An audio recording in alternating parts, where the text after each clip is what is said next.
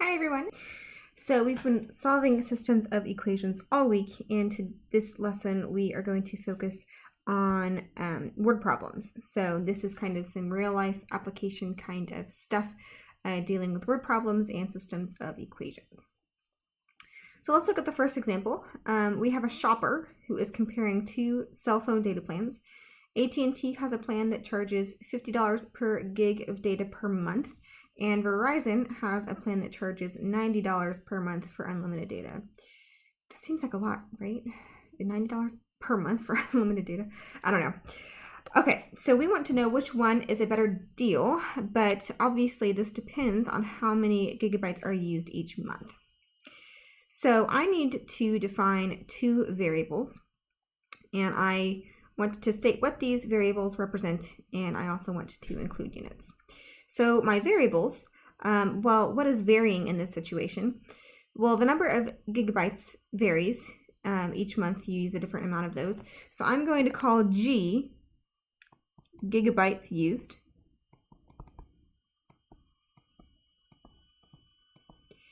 And I'm going to call C total cost.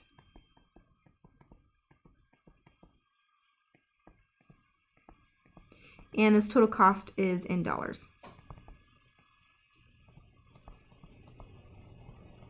So the cost depends on the number of gigabytes used, and the gigabytes used will probably vary per month unless you are super tidy about how much data you use.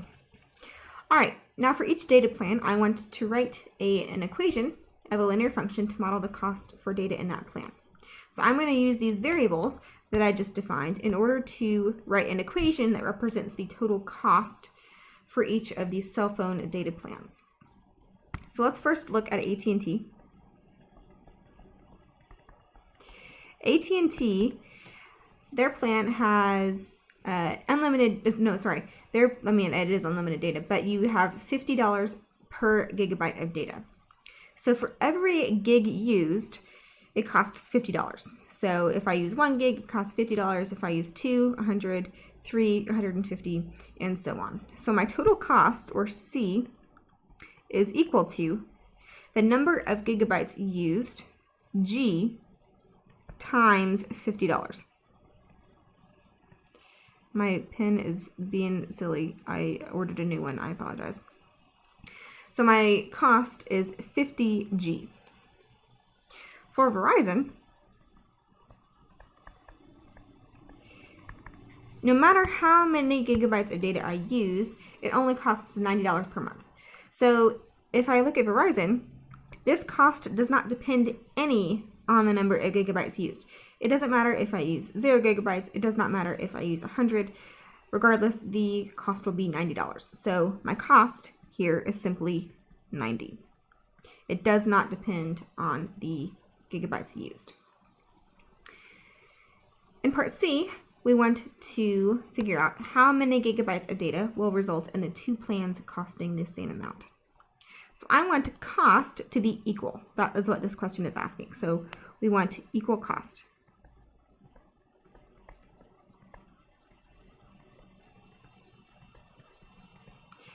So in order to find the equal cost, I need to set these two equations equal to each other. Both of these represent cost. So if I want the cost to be the same, I set them equal to each other. So that gives me 50G, that's AT&T, equals 90. And then to solve for G, I'm going to divide both sides by 50 to get G equals 9 divided by 5, which is 1.8. So if I were to use 1.8 gigs of data, that would result in the cost being $90 for both AT&T and Verizon. So 1.8 gigabytes is my answer here. So say Chris uses approximately 0.9 gigs of data per month, which would be more economical for them. Well, let's figure out how much each plan is going to cost if Chris uses 0.9 gigs per month. So if I were to look at AT&T, my total cost is the number of gigabytes, G, times 50. Well, here, G is equal to 0.9. So I have 0.9 times 50, which is $45. So on AT&T plan, Chris would spend $45 on data. And on Verizon, the cost is always $90. So even though Chris didn't use very much data, cost is still $90. So obviously AT&T is more economical. More economical. They would be spending twice as much if they chose Verizon. But if you use 3.5 gigs of data per month, which would be more economical for you? Well, I'm going to plug this in to our two equations again to see. So for AT&T, our cost is G times 50. In this case, that is 3.5 times 50.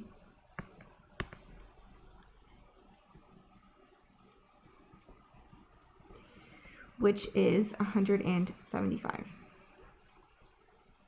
Kind of a lot of money to spend on data.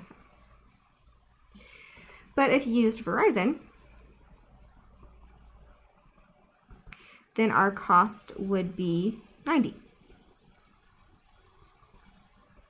which is a heck of a lot cheaper than 175. So if you use more than 1.8 gigs, this number right here, then it makes more sense to use Verizon. And if you use less than 1.8 gigs, it makes sense to use AT&T. So in this case, Verizon is more economical.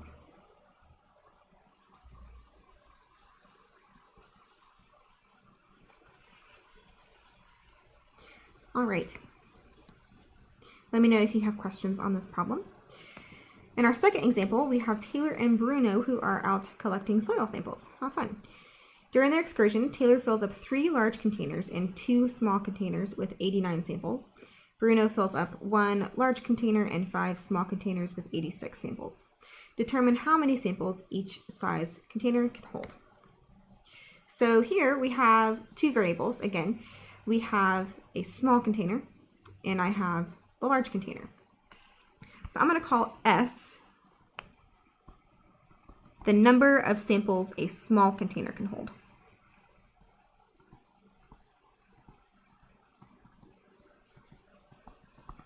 Number of samples a small container can hold.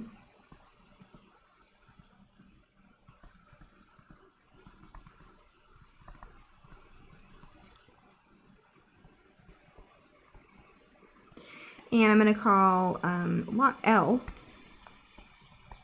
the number of samples a large container holds.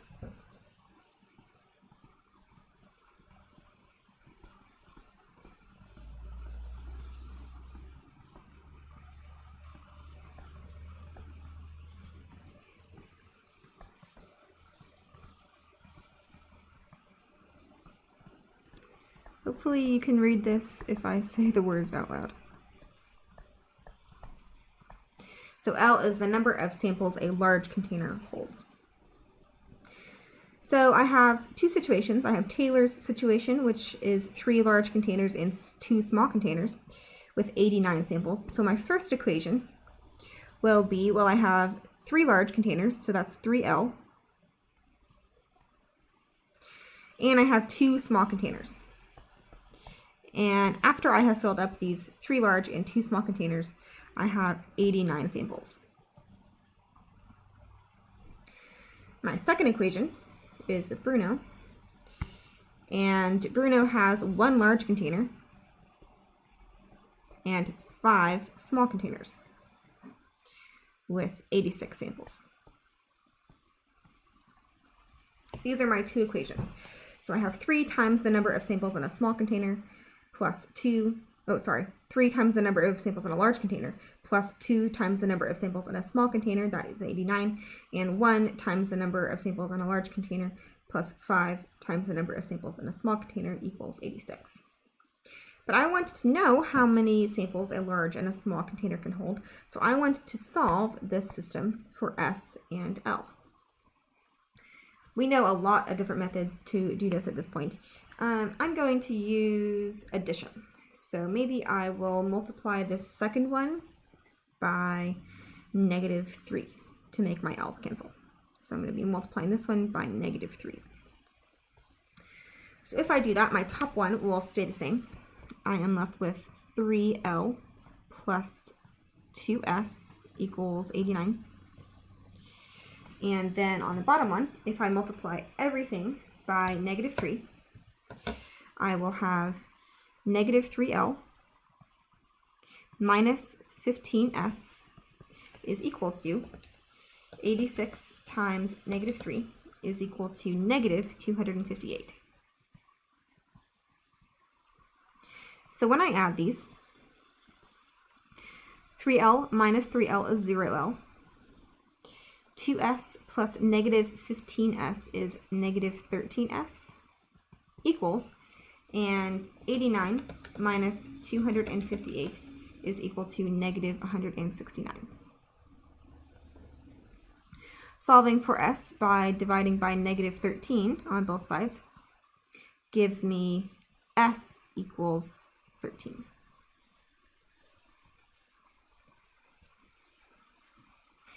To solve for L, I'm going to plug this number back into either one of my original two equations. I'll do the first one. So 3L plus 2 times S, which I just found to be 13, equals 89. So this gives me 3L plus 26 equals 89. Oops, sorry, that's 26. 26. And if I subtract both sides, subtract 26 from both sides, I'm left with 3L is equal to 63. And finally, dividing both sides by 3, I get L is equal to 21. So this tells me that a small container holds 13 soil samples and a large container holds 21 soil samples. I want to check my answers, so I'm going to plug these numbers back into my original equations.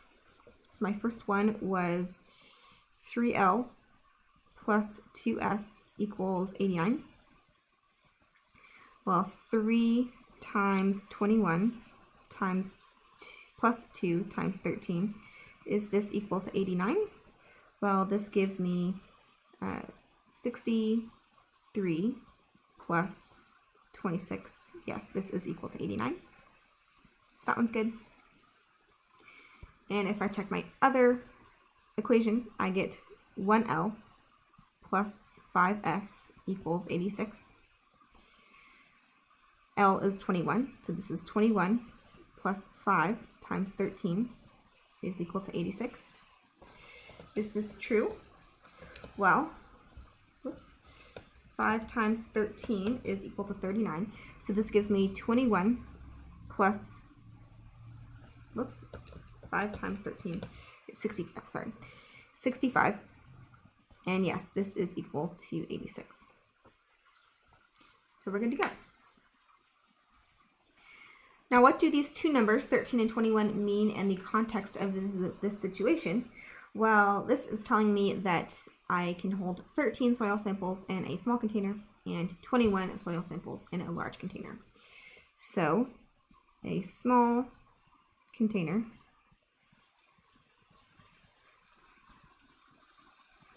holds 13 samples,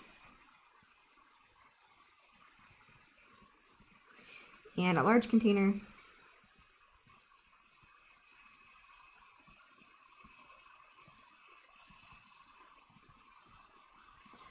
holds 21 samples.